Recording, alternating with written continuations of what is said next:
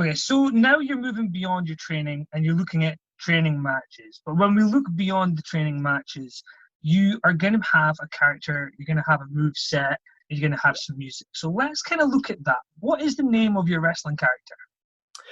My character is called the Devil's Advocate, Johnny Reaves. And what is the Devil's Advocate? Well, the Devil's Advocate for me, it's a case of, like, have you ever been having a conversation with your friends or with someone and you all tend to agree on it, on whatever the topic is, but there's always one person that goes, but what if? And always throws like a different way of looking at things. You know, so give people like an alternate outlook. What I would call that amongst my friends is the shit stutter. In some ways. That's not very PG, is it? But you do. You have the person on one side, the person on the other, and you have the person in the middle. It's almost like the devil going, yes, but what if? Because that's the thing that could be very sinister. I like that. So are you a baby face or a heel? A heel. A heel. What type of wrestler are you? Are you a brawler, a hardcore? I'm more brawler with a mix of, I'm more character-driven wrestler, if that makes any sense. Like, so who would you say, if we were to ask you right now, compare your wrestling style to somebody that's out there in wrestling history, who would you say is closest to it? Oh, wow. I would say, like, you know, totally not putting myself over, but I kind of like the style of, you know, Stone Cold Steve Austin after his injury. Where he wasn't, that's the one that I like. You know, where he wasn't renowned for his technical ability. He was just like, I'm going to punch you in the face. Yeah, which, do you know what? I don't know about you, but that's really believable when somebody punches me in the face. I really believe that hurts. Yeah, exactly. Now, this is the thing. We did mention theme songs earlier. We did try to figure out songs that are good and songs that are bad. But what's the theme song that you have envisaged for your character? Do you have one? Yeah, there's a band that I like called Lacuna Coil.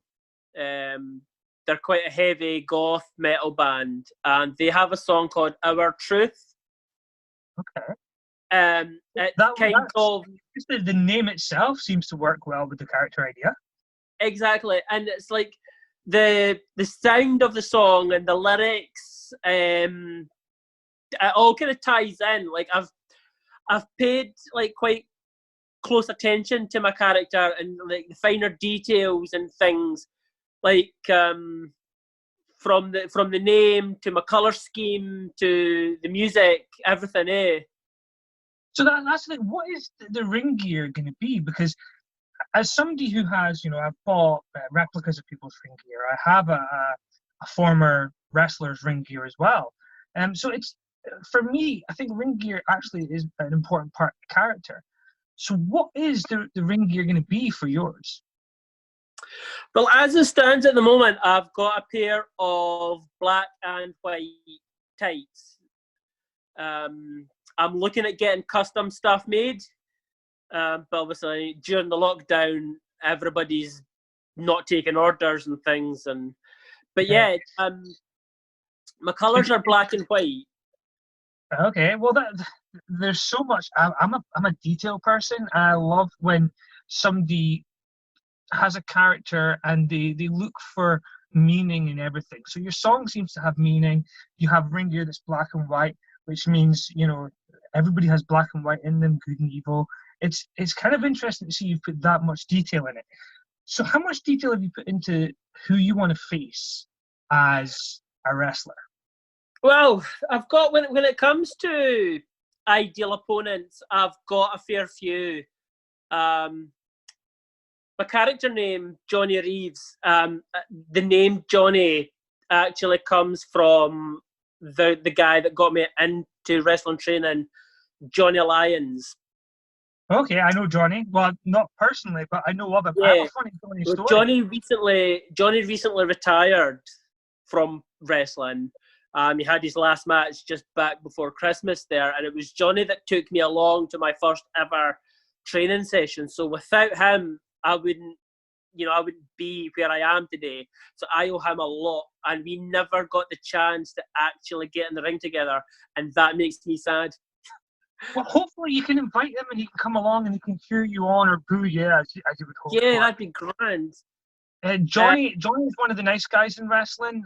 He was having a match Absolutely. here in Aberdeen, and my daughter was there. My daughter was 4 or 5, and she was a bit scared because they fought into the crowd. So she jumped on my mum's lap, and Johnny sat next to my mum and gave her a big hug to try and hide from the wrestler. And my daughter ended up beating him up and just saying, "Get off my nana, leave my nana." And Johnny was such a star. He sold for my 4 or 5-year-old daughter, which was just incredible to see. So Johnny is somebody that I have a lot of respect for. Yeah, for sure. Not just as a wrestler, but from what I've heard, everybody seems to have a lot of respect for him. Everybody came out and showed love. Yeah, definite. Another one is I've trained with the Knight family as well. So another one would be Roy Knight, Paige's definitely brother. Somebody that if you're gonna be a heel, he's definitely somebody that would be somebody to win and face. Yeah.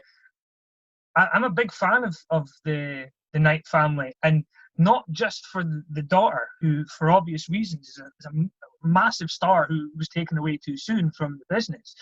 That suggests she's dead. She's just retired. If anybody's suddenly thinking that Paige died, she didn't die. Put that out there.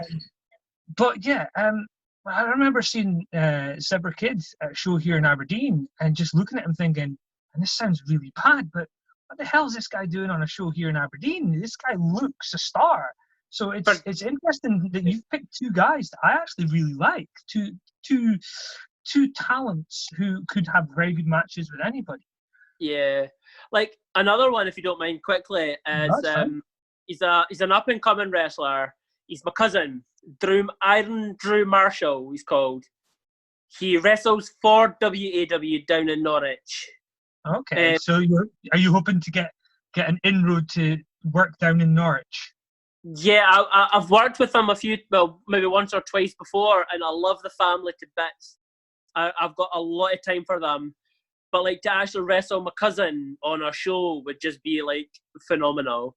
And he is so good for such a young age. How old is he? I think he's just turned 22, 23 maybe, something like that. He's been training since he was like 11 or 12. Okay, this sounds bad, but I think wrestling has been, for me, the perception I have watching 70s and 80s wrestling, everybody looks about 50. Even Hogan. And then you look now and like Noam Dar, I would ID him if he came into a shop. He looks like a kid. And I love Noam Dar, but he looks like a kid and everybody's just getting younger. Is there anybody else that you would like to face as we lead into the last part of the interview? I think for the knowledge that I would gain, as I would love to get in the ring with Andy Wild.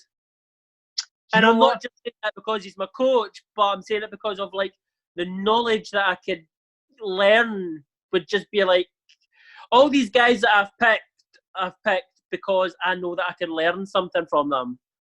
Every day's a school day. It's important. Yeah, I definitely think if you're going in there in every match thinking that you're the best wrestler in that match, then you're not booking yourself high enough. You need to be going in against people that are going to make you better. For sure. And I'm so glad that your last pick was Andy Wild, because that leads brilliantly into the last section I have planned for the show. Now, you have an unlimited time to do this. Okay. And I can't guarantee that he's not going to kill you. And that is part of the fun. So, how would you feel about in character? Now, the idea was that you were going to challenge one of your trainers if there was more than one trainer. But if Andy Wild's there all the time, I think you should end this by cutting a promo on your trainer and challenging him to a fight. Oh, okay. And I think do it properly. Stand up against the wall, get in character, and let's see what you've got. And let's see if we find out in 2 weeks or 3 weeks or whenever the lockdown ends, let's find out if Andy Wild looks at this promo and thinks to himself, do you know what? I'm going to make sure he respects me after this. Because I think it'd be funny for him to just see you challenging him. Because he's definitely not going to expect that, I don't think.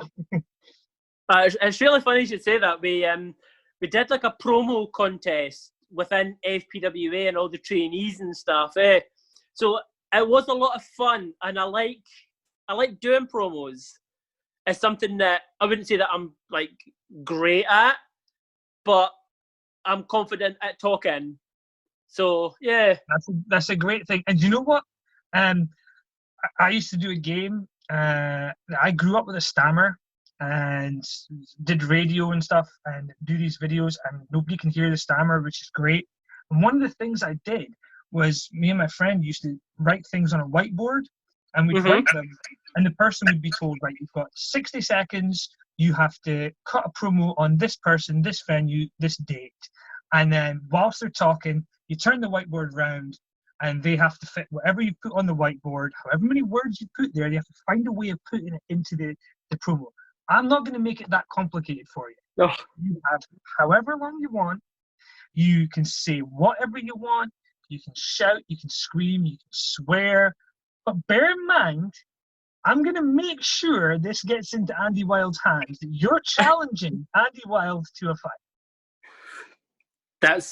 I'm game. I shouldn't say fight. I should say wrestling match. Because Andy Wild does come across as the person that if you say fight, he might think, okay, fight, let's fight. I wouldn't want to fight with Andy Wild. No, he would just absolutely destroy me and not even break a sweat. Yes. Right, so let's have some fun and see what you've got. Now, do you need time to psych yourself up, or do you want to just have a go and see what happens? Do you know, like we were talking like promos during one of our online seminars, and I think if you can't cut a promo off the cuff, then I don't think you're going to portray your character across very well. You know, because we're going to be in front of a live crowd, and you know, for time restraints, sometimes you can get a microphone shoved in your hand, and you've prepared nothing. So I always feel that it's better to at least try it. What have you got to lose? Your character, it makes it a bit easier, because then you can just say what your character would say in that situation. Exactly, yeah. And I think as well as it's like, it's always good to try something out your comfort zone. Yeah, and what's the worst that could happen? Andy Wild beats you up. That's probably not on my bucket list of things to do, to be fair. Well, we'll see how the rest of this year pans out. It's something for you to look forward to when the lockdown ends. Exactly. If you make it out that far. Well, yeah. Yes. But it's been great speaking to you. Now, what we're going to do is, as soon as you end that promo, I'm going to stop the recording so you don't have a chance to explain anything afterwards, because I think if you say anything that's really pushing Andy, I think it'd be fun just to see how he reacts to it. Even if he cuts a promo back, I'd love to hear how he responds to what you do. When you send it across, you should ask him for a response. Well, I look forward to it. Let's see what you've got, man. Okay, so Andy Wild. Wild, huh? You see, you're forgetting, Andy, that I've known you since you were unstoppable.